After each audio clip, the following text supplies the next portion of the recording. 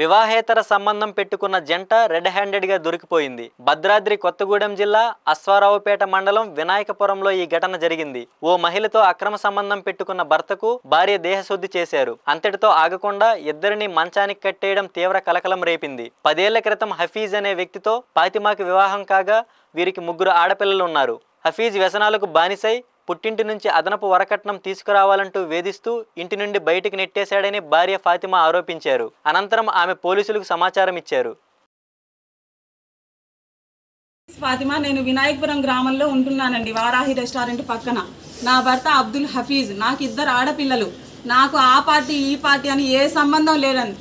అందరు పార్టీ వాళ్ళు నాకు ఒకటేనండి. అందరూ నాకు సహాయం చేయాలి, హెల్ప్ చేయాలని కోరుకుంటున్నానండి. 2 సంవత్సరాల క్రితం నన్ను వదిలేసి పరారీలో ఉండి పిల్లల్ని నన్ను పట్టించుకోకుండా వెళ్ళిపోయాడండి.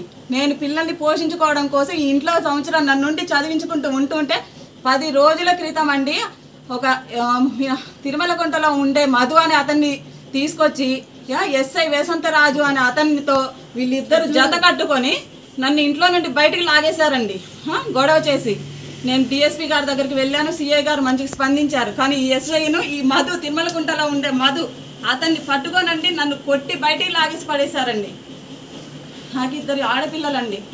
ఇంతకుముందు ఈ భార్యతోటేనండి అక్రమ సంబంధం వల్లే నాకు ఈ గొడవలు జరిగే నన్ను ఇంట్లో నుండి బయటికి పెట్టేశాడండి. 20 లక్షలు తీసుకురమ్మని నన్ను గొడవండి చంపేస్తానని.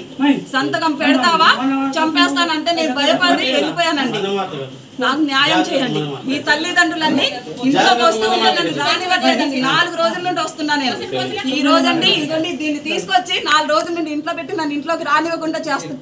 నాకు న్యాయం చేయండి సార్. నాకు నా పిల్లలకి న్యాయం చేయండి సార్.